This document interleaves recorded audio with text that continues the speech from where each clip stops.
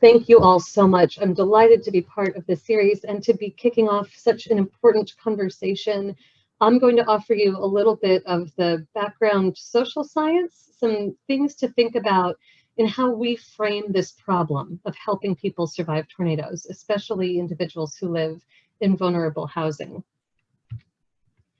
And the way I'll get there is through our eyes, the eyes of the community, which includes so many of us in, weather and emergency management and key communicators as we go through a process of introspection after tornadoes. This is an image of Lee County, Alabama, after the tornado outbreak there in, 2019, just before the pandemic began. And in that event, there were 23 fatalities, which had been the most deadly tornado since the last EF5 we've experienced, the 10th anniversary of which just passed, the Moore tornado in 2013.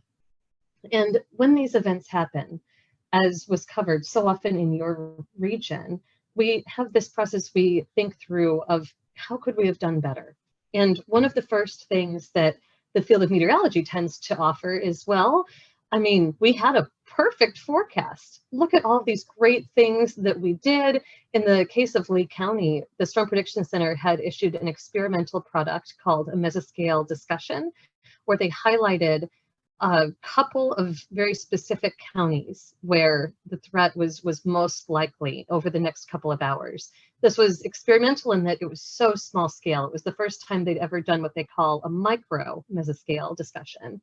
And a lot of forecasters commented on just how well the forecast system itself seemed to work in the quality of those forecasts. And the next step that tends to come in this reckoning is folks like Stephen Strader. He's a colleague of mine, a geographer, and someone who pulls in information about things like social vulnerability and structural vulnerability. And he noted for this event that they were really sure that a huge bulk of these fatalities occurred in mobile and manufactured homes. After this, I so often see our field turn their to misery, turn to a sense of fatalism. And this is captured very well in this article where in the New York Times, they sort of talk about a tornado warning gave Alabamans 12 minutes to prepare and 23 people died anyway. In a place with widespread poverty and few places to hide, it could not save everyone. And Dennis Mercereau writing for Gawker, a human being simply cannot survive that kind of storm without being underground or deep within a much stronger structure. People in weaker homes have nowhere to go to ride out a storm like that. A tornado warning is only as good as your ability to act on it. And I'm here to say that while I agree with the last sentence, it's only as good as your ability to act on it, I don't agree with the fatalism. There's actually so much that we can do to connect with people who live in vulnerable housing. And I think we have to first unpack what our assumptions are about survivability and show the reality, and also show just how important it is to connect with more practical solutions that people actually have available. To do that, I'm going to start with a little bit of social science. I'm going to talk about the extended parallel process model. This is basically just so named because there are two key pieces of information that people are processing jointly when they're presented with situations of risk and uncertainty. And the first piece is they appraise the threat. They ask themselves, okay, how bad is it? Does it really exist? How sure am I there really will be a tornado? And how susceptible am I? Will it actually hit me? They're processing that at the same time as they're thinking through, well, what actions will help me? And can I take those actions? So knowing that, for example, if you live in a mobile home, knowing that you need to leave it is different from knowing that you can or having the capacity to do so. So there's a piece of appraising the threat and appraising what you should do about it. When these two things act in concert, the theory goes that people should be motivated, and they're motivated specifically to act to control the danger itself. If they have a high threat appraisal and a high coping appraisal, okay, it's going to be bad, but I know what to do and I can do stuff, then they are going to do things like find alternate shelter. But there's another set of things that can happen if these things aren't aligned. So for example, if there's high threat appraisal, so the meteorological community has succeeded in telling people that there's something really bad coming, but they don't have high coping appraisal. So for example, they either don't know what actions will be helpful, or they don't feel efficacious in taking those actions, then they can get instead defensive. And the behaviors people undertake in that situation are more in an act to control the fear. This is where you have emotional coping. So things like just tuning the threat out, choosing to ignore it, choosing to discard that it exists is one kind of way of controlling the fear rather than trying to do something to control the threat. And finally, you can actually get a situation where you are so afraid, you have such a high threat appraisal, but no coping appraisal, that you just get trapped in a cycle of fear. You don't do anything but experience this constant dread. And people who experience this after the event are often people that we see who experience or report symptoms of post-traumatic stress disorder, whether they're in the tornado or not. So the path to improvement in the view of this research suggests to us that our behavioral goal should be informed decision-making. If you just appeal to fear and rely on your command and control to elicit a response from people, you can easily go too far, and that's not the only information people need to know. You need to message in ways that really reach your audience and are understood in their local context.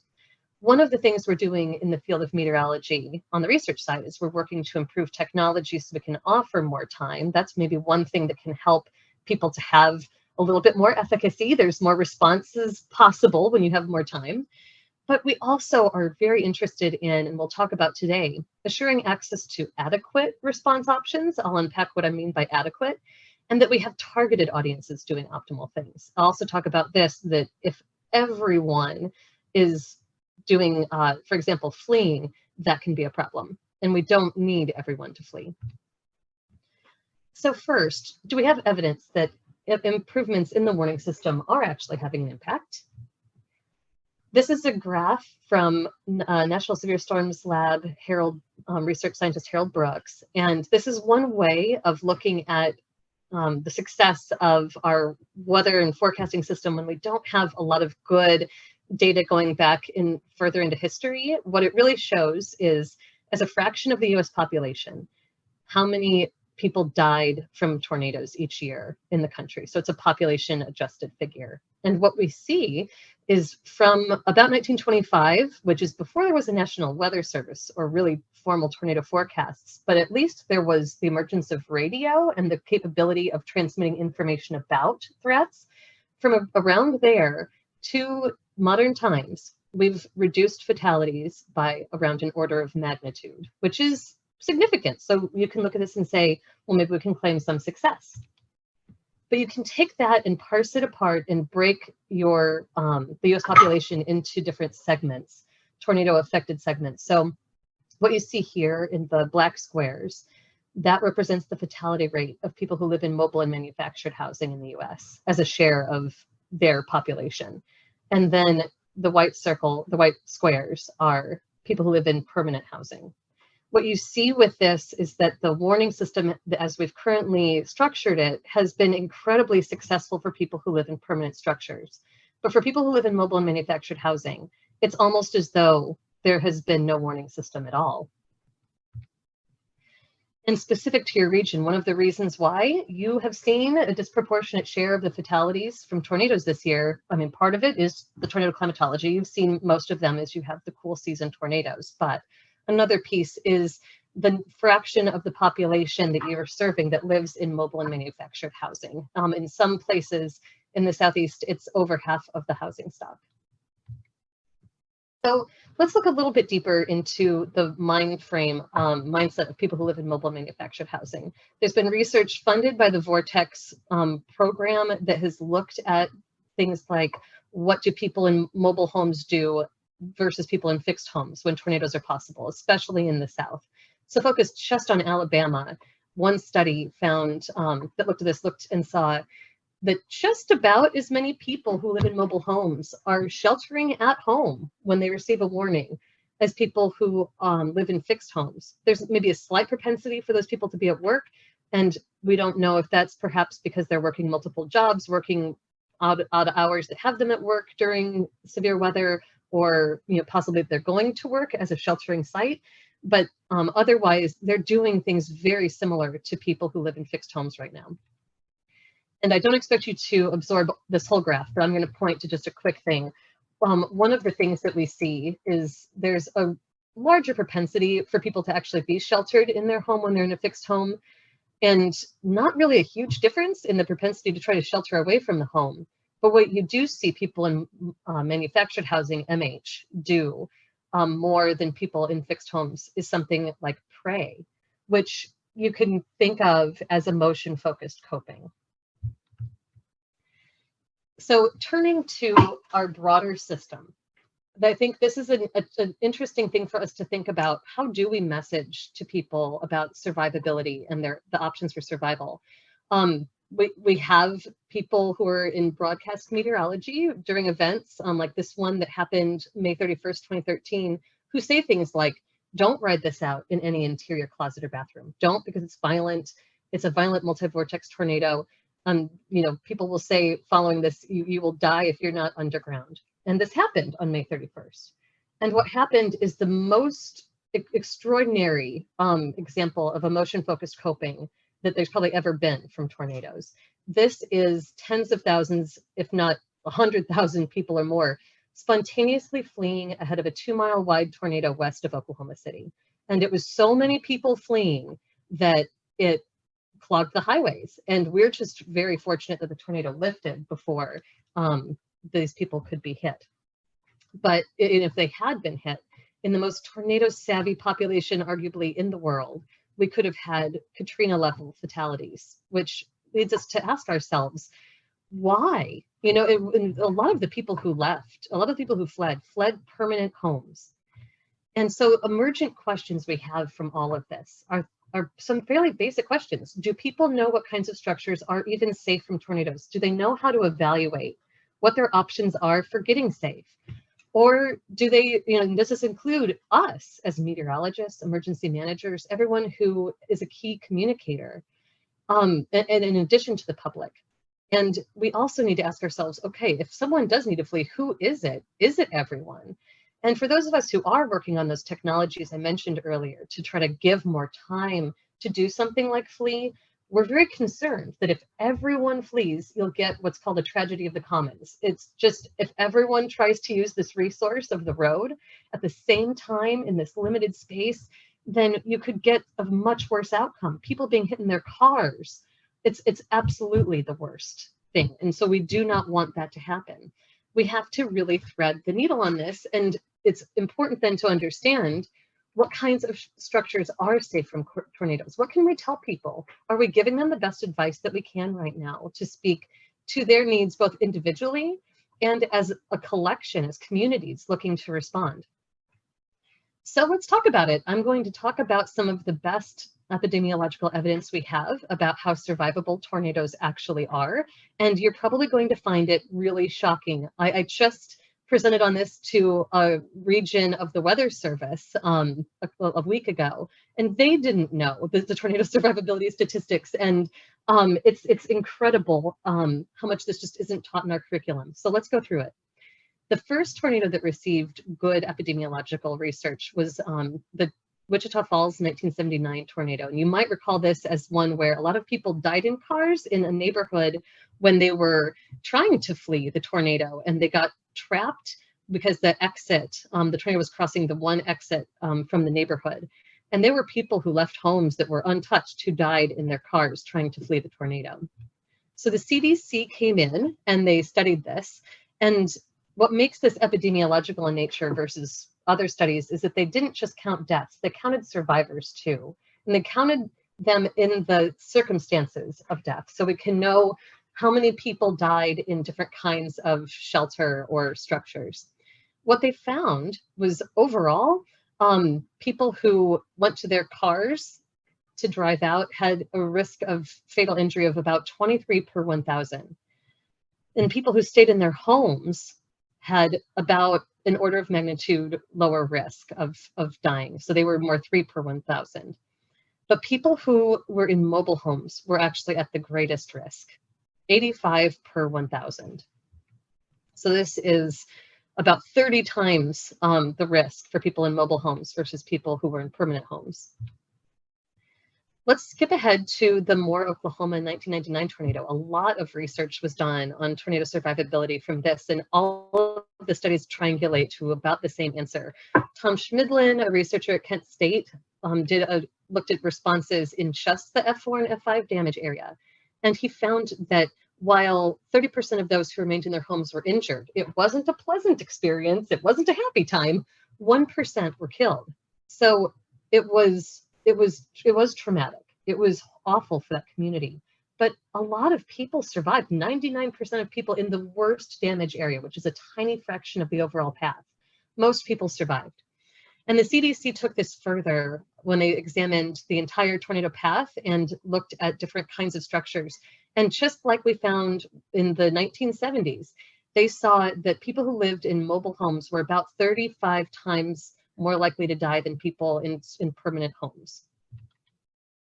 Let's look at then subsequently the Joplin, Missouri tornado, of real catastrophe whose anniversary we just passed yesterday, and the April 27th outbreak. There was a GIS-based analysis that looked at all of the tornadoes across the state of Alabama, so 62 tornadoes of various intensities, but including, most significantly in that, very long paths of F4, EF4, EF5 damage.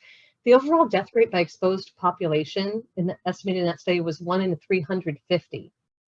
Over 99% of people survived. And in Jasper County, for the Joplin tornado, the EM there estimated there were over 12,000 people in that path. That's a fatality rate of 1.2%, and that's the highest fatality rate I've been able to find.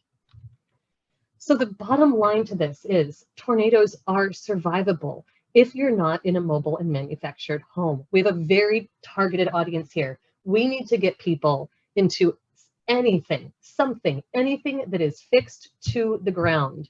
Ideally, things that have walls between them and the outside, but if they are fixed to the ground, they have increased their odds of survival, not just doubling it, not just times 10, times possibly 30. I mean, it is enormous, the difference this makes.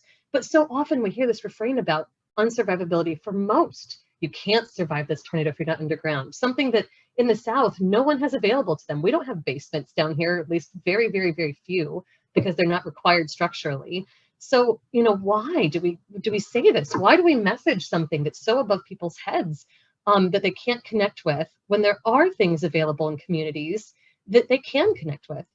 And part of it is just we're not nearly as good at telling people when they're safe as telling them when they're at risk. We corporately we see ourselves as risk communicators. We're trying to tell you something could be a problem. Something could be a problem. We get so fixed on that, and that we feel that people just don't listen to us and don't believe us, that we double down. And that's how we get to these really catastrophic messages, to try to nudge people to actually shelter. And the heart of it is too, we're uncomfortable recommending imperfect safety solutions. I think the emergency managers I've talked with about this, you know, and you might be feeling this too, dread. Oh my gosh, what if I recommend people stay in their home? It's a stick home and they die. And I think what you have to do is you can say things that are very truthful, like you are doing, you know, so well for yourself. The odds are with you. It's not perfect, but it is much better than you think it is. Just giving people that, it frees them. It makes them feel so much more comfortable. And honestly, from the people that I've spoken with, I've had people come up to me after seeing me give a talk on this and go through severe weather and then find me in a restaurant and tell me, for the first time in 10 years, I don't have like PTSD stress. People have found me and told me that in public. And this is incredibly empowering and important information. We can thread this needle without lying to people, just helping people know how good ordinary solutions are. So I'll wrap up with this. Don't tell people they won't survive unless they're in some perfectly safe situation. In the South, perfectly safe doesn't exist. But you know what a lot of people do have? They have friends, they have family, they have churches, they have social capital. And among social groups, they do have what is needed to, if not perfectly increase their odds of survival, dramatically increase their odds of survival. We don't just have to focus on FEMA-rated shelters to really speak into this space. And don't be afraid to tell people to aim for something a little better. Don't let perfect be the enemy of good, because good in this situation is so much better. And I do wonder what would happen if after these events, we don't just ask ourselves, okay, there was this deadly tragedy, what went wrong? But maybe look at this, and if we see so many tales of survival that are so powerful, ask, it was a great forecast and many survived in Alabama. What went right? And learn from that. Improve the accuracy of the perceptions of safety in our populations. Don't forget to share things that work. With that, I'm happy to pass this back off to our activity and to Justin.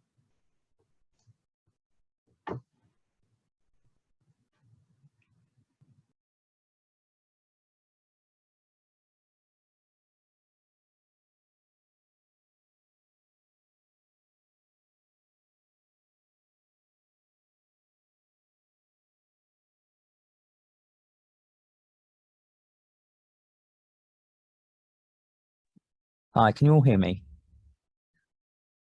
Yes, we can hear you, Justin. Perfect. I'm not going to start my video because I'm running on 5G out in the field right now.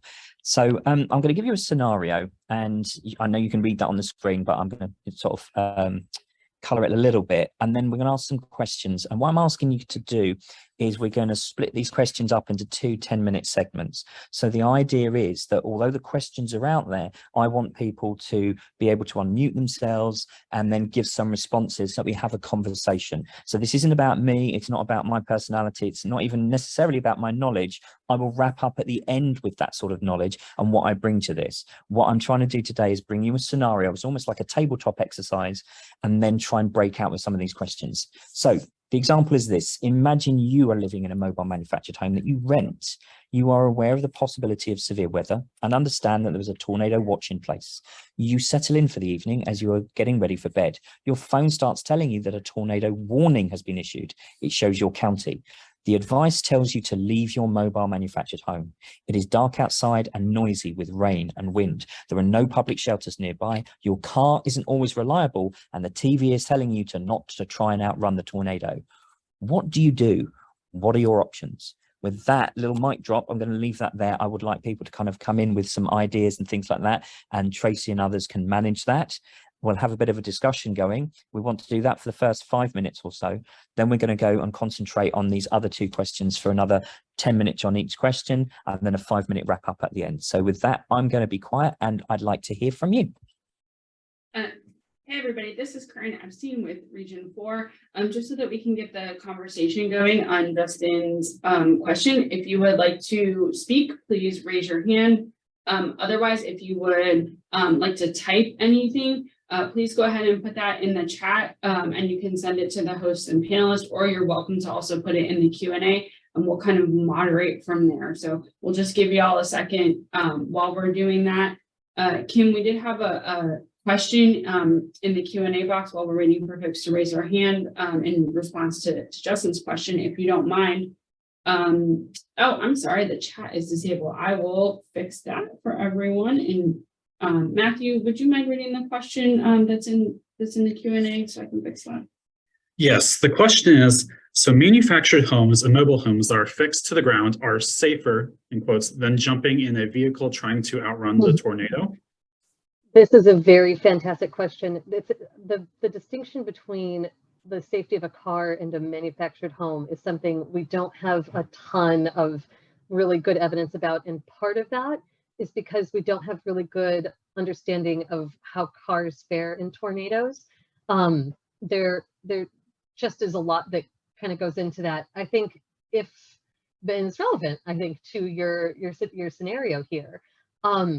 What we tend to recommend to people is if you're going to try to jump in your vehicle to outrun the tornado, you really have to have a good sense for where the tornado is and is going, and have a place you're going to.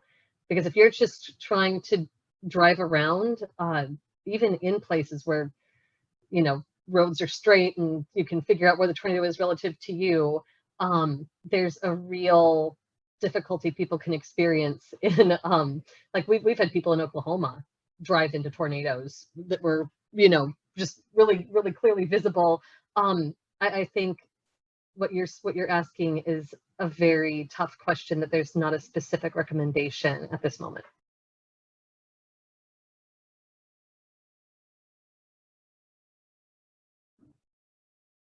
Thank you so much, Kim. And yes, I see, I'm starting to see some stuff come into the chat. This is Corinne again. It looks like there's a weather.gov resource that has been put into the chat to everyone. It looks like folks can chat now. So if you are still having a problem with the chat, please by all means go ahead and put your questions or anything you'd like to say in the Q&A, and I'll be happy to voice those for you. Also, if you would like to speak, please raise your hand and we'll get that microphone unmuted for you.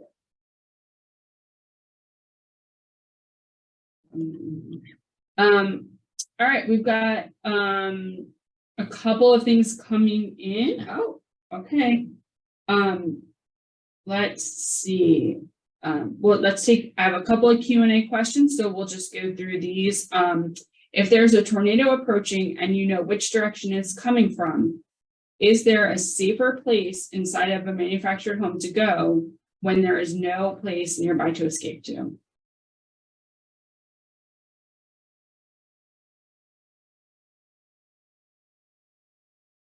Anyone have an answer?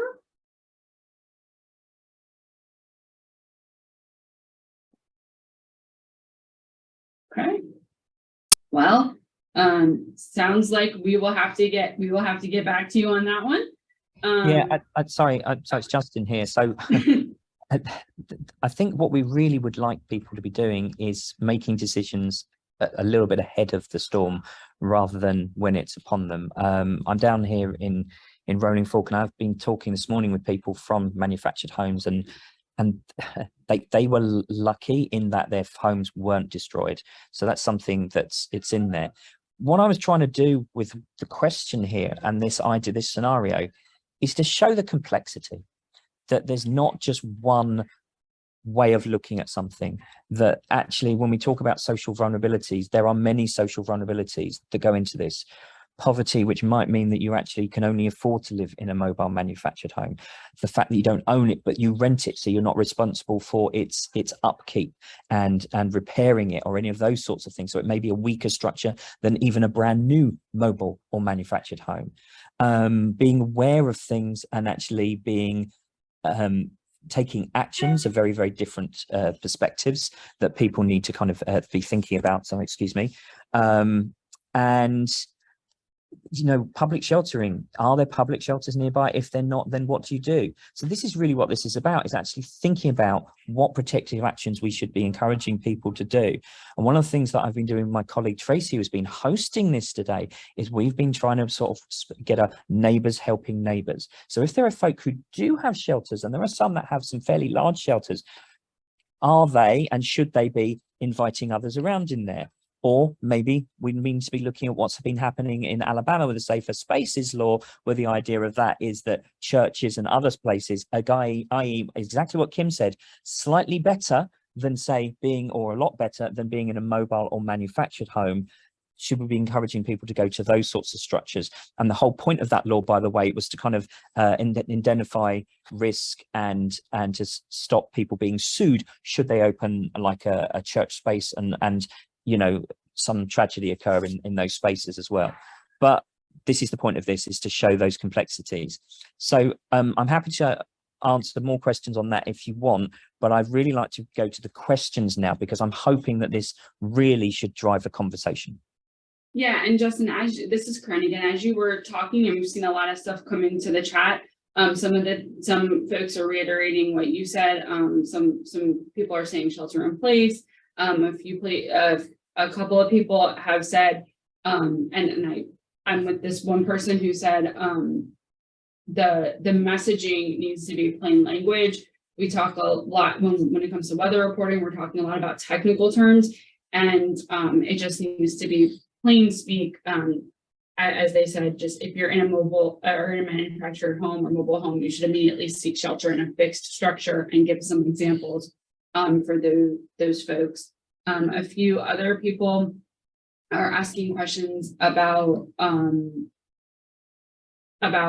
mitigation. Is there a way to build storm shelters or other things inside of these mobile home parks or in areas so that folks know where to go? So that's some other things. I'm trying to read and talk at the same time, which is not in my skill set. So yeah. I'll keep reading if you'd like to jump in. Interestingly, Corinne, I learned recently of an RV park in just near Blanchard in Oklahoma. And the RV park owner had put in 3 storm shelters. Now, one of the things I'd love to do is go down and interview that gentleman and actually say, well, why did you do that? But it's very interesting that sometimes people in these spaces who own businesses, who rely on people to be in the mobile home park, maybe want to kind of sell the fact that it is a safer park, a safer space. So that should be maybe something part of the conversation as well, and working with, you know, to a certain degree, working with the private sector as well to actually help solve these solutions.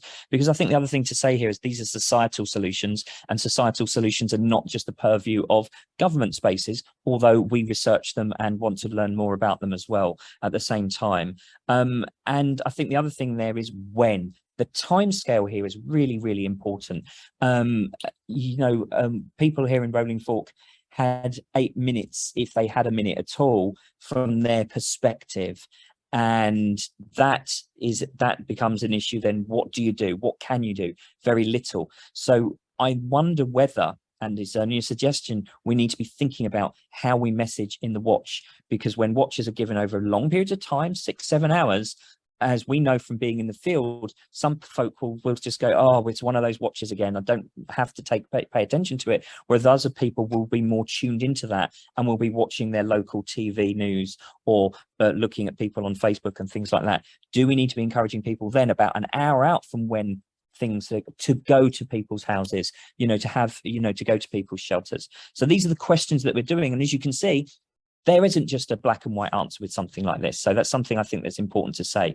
There are lots of wonderful questions here, and this is really good, and lots of Q&As coming in. I'm going to leave those to one side now and then switch us to our questions that are here, if I may, because I don't want us to run out of time.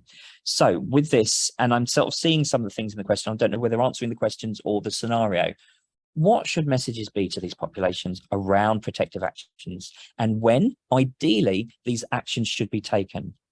And then what about those with little or no options? And that is something that Doug I'd seen mentioned in the chat or in the questions today. So with that, I would like people to come forward if they can and unmute themselves, and we'll try and have a conversation around this. Sure. And again, anyone that would like to speak, please raise your hand and we'll get you unmuted that way. And I'm seeing, I have to say, y'all, I'm from this conversation, I'm seeing a lot of great suggestions about things that are possibilities, things about, having requirements for larger mobile home parks to have a storm shelter, messaging to school-age children about protective actions. And also I saw another question about preventative actions. And also there was one question about if you do receive these warnings, is it better if you're in a mobile home that isn't strapped down to go to a neighbor whose home might be strapped down? So that is definitely something that we could discuss. We do have a hand raised, Terry Richards. I'm going to allow you to talk now. Hi, thank you for the opportunity. I've born and raised in family, grew up in Tornado Alley in the Midwest and in the South. And we talked about the anchoring of the mobile homes, and it's not really effective because you can put a 6-foot pin with a chain into the ground, and the amount of wind that's in that vortex, the amount of wind that's in that vortex is just going to rip the structure right off of that underpinning. There are some options with mobile or modular homes where they, instead of being the 1x2 and panels, they're 2x4 construction and set on a brick foundation with brick skirting. That does help some, but in conditions like that were mentioned, where people just don't have anywhere to go.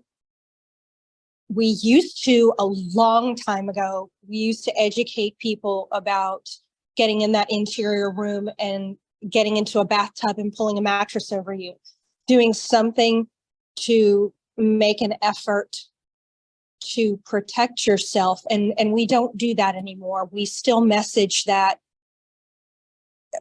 pardon the terminology, but the flee for your lives kind of mentality, rather than educating people on how to withstand the storm where they are.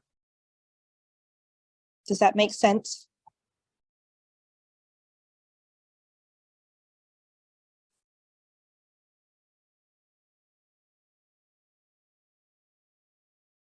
Were you able to hear me?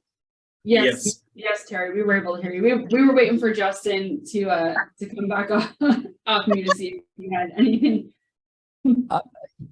Yes, you're right. The messaging is really important. How we message, when we message, all of those things are correct. And actually, I've just put in the chat, actually, 2 links to comic strips that I've just been making recently for a project that I'm doing with Tracy down here in Mississippi and Alabama. So exactly those things, talking about those things, and actually making a conversation between a father and a daughter to actually change things up. And in the second comic strip, we also included using saying, oh, look, our auntie, it comes from Peru and doesn't experience tornadoes there. Perhaps we should help her to prepare as well. And then that part of the comic transitions into Spanish as well. So we start to actually acknowledge the different languages and the different disparities that they have in the country. You know, 65 million Americans speak Spanish at home. So also understanding those things as well. So education is important, but of course it's different in different states.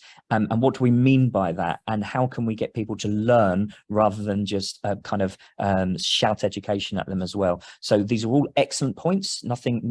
So thank you for those. And yes, I was just waiting to see what other people might say as well. I didn't want to jump in. Thank you.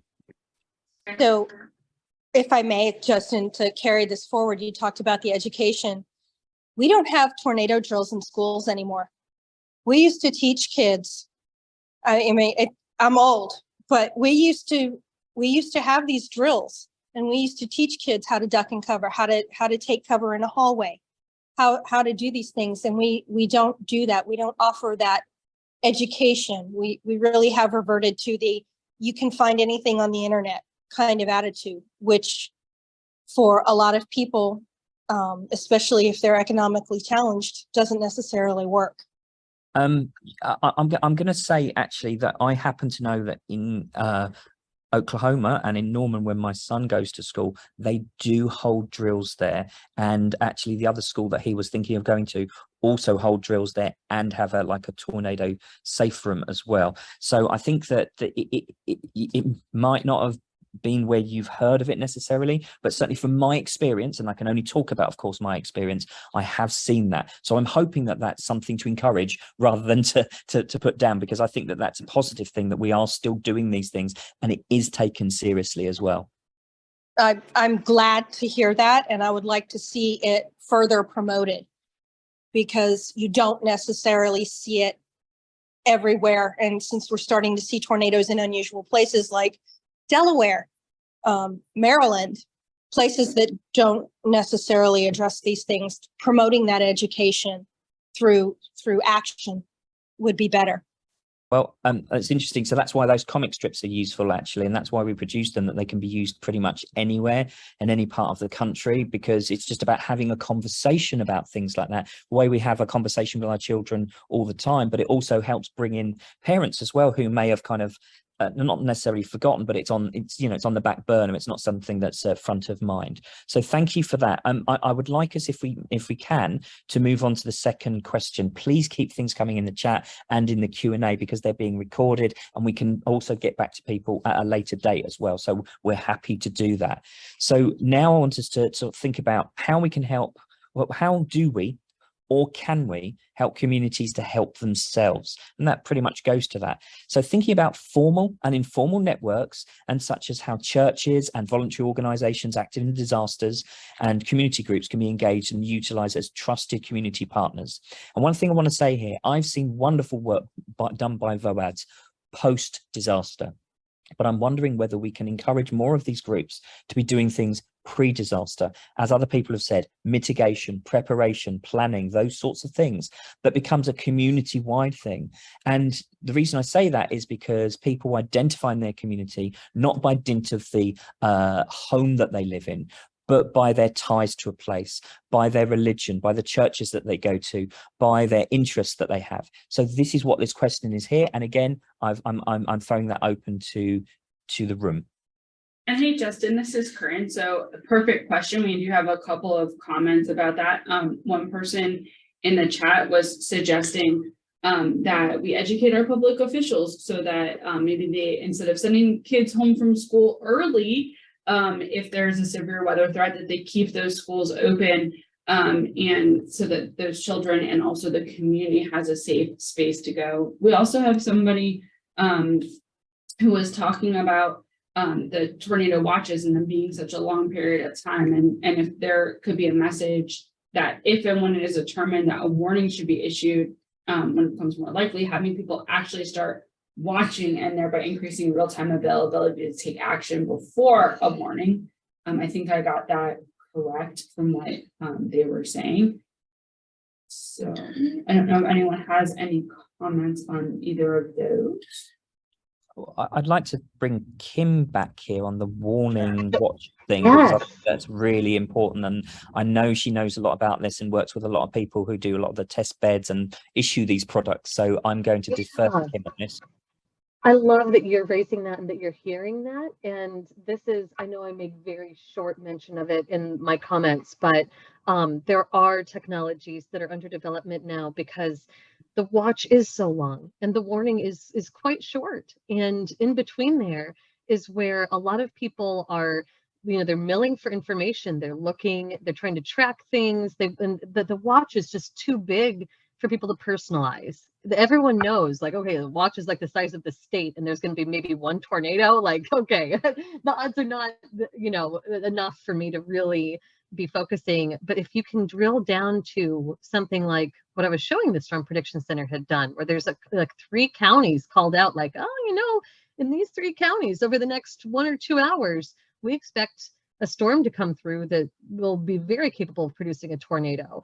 Then it's suddenly something you connect with much more on this like emotional level, like, oh my gosh, it could actually be me. And so we're really working on those forecasts as it's just becoming technically possible to develop forecasts in that window. But we don't want to just lengthen the warning, because then you could get a lot of false alarms. We need to give something new that's an in-between kind of product. And we're trying to give it in a way where we can tell you how sure we are. So there can be times where, maybe if you live in a mobile home and you're very vulnerable to these, to tornadoes, you might be more interested when, even if the chances are sort of medium, that there could be a tornado.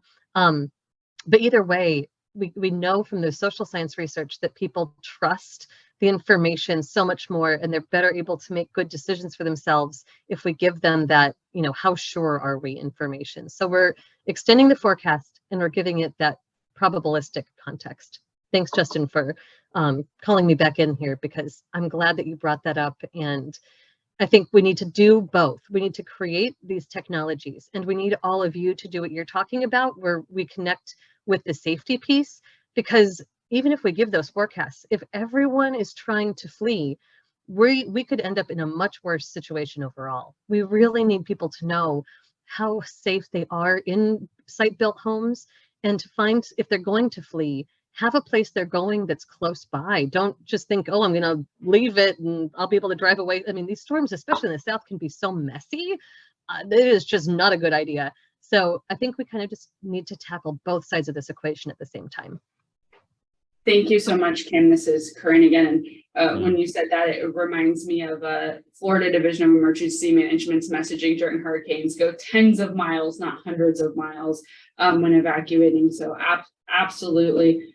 We do have a couple of other things in the chat talking about social media, because younger people are much more in tune with social media and using those for public announcements or pre-disaster media platforms. I do know from my own experience being here at FEMA Region 4, a lot of our state partners and state emergency management do use those platforms, and we do as well. I think mostly for those longer term notice events, so we could definitely do a better job about some of these, what we would call no notice events, the things that kind of seem to pop up and cause tragedy. I'm totally with Krista here on the taco meme to explain watches and warnings. I love tacos and I love that meme. So maybe we should share that more often. And I know that that Mr. Hillebrand has had his hand up before and has been contributing. I'd like to thank him so much for that. I know we only have a couple of minutes left, but I wanted to see if he might want to say something as kind of our last speaker here before we head into the wrap up, because we want to be respectful of everyone's time. Tracy, I appreciate that. Wow. You can hear me, right? Yes. Yeah. So I'm looking at this whole exercise as more of how can we be a disruptor to sort of nibbling around the edges of, better messaging and whatnot. And so one of my earlier questions was, what is the role of government in messaging? Should we be messaging and giving guidance on two horrible options? And I liken it to when you're in Las Vegas and you're playing blackjack and you're showing 16 and the dealer has a face card. You're in a bad spot in winning that round of blackjack, and the book tells you to hit. But a lot of times, depending on how many face cards have been shown previously and whatnot, there may be very mathematical and emotional reasons to not hit. And so I use that as a metaphor to whatever guidance we provide people on sort of that when seconds count, and you have no good option. I think it's really hard for us to take in the massive amount of factors that could be playing into that individual and what decision needs to be made. And so my fundamental question is, should we be in the business of like protective actions when there's really no sort of sound option to go to, deciding on your manufactured home versus a vehicle, really tough. I personally would go to my vehicle because it's an SUV and it's got modern safety features. I loved, Justin, that you put in the scenario that the car is not always reliable, hinting that it's older and maybe doesn't have the safety features. But those are some of the factors in that may turn the tide on what decision you make. So one is fundamentally, should government just be focused on, much like we do in Lightning, getting to some level of adequate shelter, and it doesn't have to be perfect. The last comment I made is, we focus on tornado safety in sort of the whole structure, right? We look in terms of,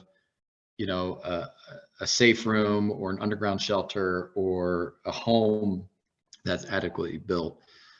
But I'm just curious if there has been any effort to build like a safety pod of some sort where, a family can climb in for just a couple of minutes to protect their life, right? It doesn't have to be a structure necessarily around them, but something where we could get you know, these creative minds in an X Prize type of thing. I've actually seen that for earthquakes, actually, Doug, as you mentioned that, and as you know, I've taken a multi-hazard approach to things, but I don't know to what extent it gets beyond the meme of we've made something rather than it's in production and it's being used. So I think that that's something that's probably worth investigating. But again, you know, is there something that people could be in, and how safe would it be, and what if it was tossed about in the air, how safe does it become there? So there's lots of questions there that I'm sure that engineers would love playing and would it encourage, and this is another point about protective action, sorry if I'm running long, by talking, like by giving people sort of that last resort option, does it lead to people just relying on that last resort option, thinking, well, if it really comes down to it, I have a way to get out of it, versus understanding that that last resort is 16 showing and dealer showing 10, like it's not a good place to be in, and that you need to be more on the preventative side and making decisions hours to days in advance. And that's where personalization of risk is important, and if we can do that, that's important. It's also why trying to create that step change or a continuum of this is a slightly safer thing. Tracy or someone else, I don't know, could you put in that graphic that is actually a National Weather Service or a NOAA graphic that shows worst case scenario for sheltering, and I think that's a manufactured home, right through to like a FEMA XXX type shelter, because there is a continuum there. So if we can get people moving up to the next part of the continuum, the next bit of safety across society, that will potentially help. And that's something that we're trying to do with the neighbours, helping neighbours as much as anything else there as well. So I hope that helps. But again, we can all see and understand the complexity that we're all dealing with as well. Yeah, thank you, everybody. This is such a great discussion on this topic, and as Justin said, this is very complex, and I'm sure we can absolutely have many more discussions about this. And this was what this webinar series was designed to do, to start these conversations amongst us as emergency management professionals and helping professionals to try to kind of come through some of these solutions.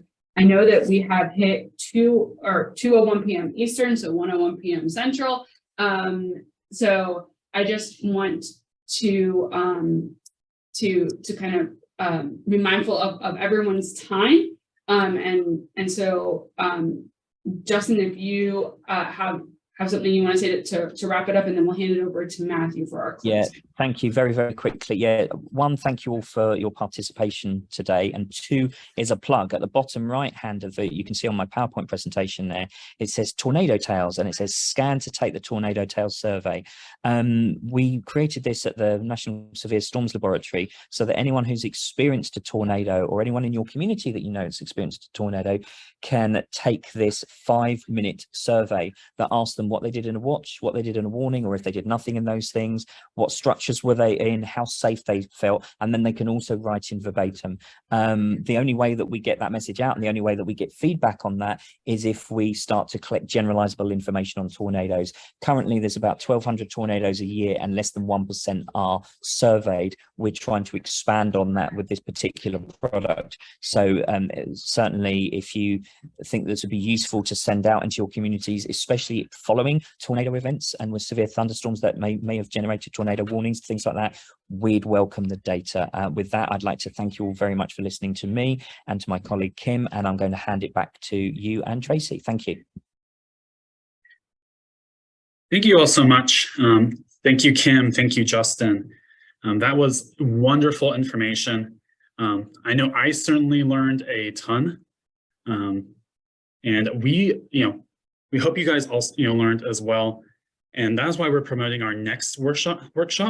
It'll be held in July, and it's addressing language barriers in disaster preparedness. We hope to have more of these great conversations that really, I feel like we're getting some great insight.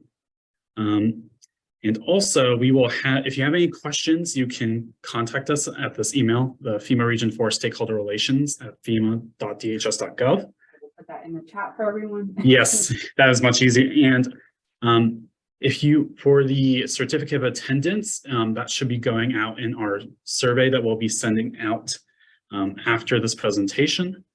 And you can also get the recording there, and please share the recording far and wide. Great to have going out to more people. So, and with that, everyone is free to drop.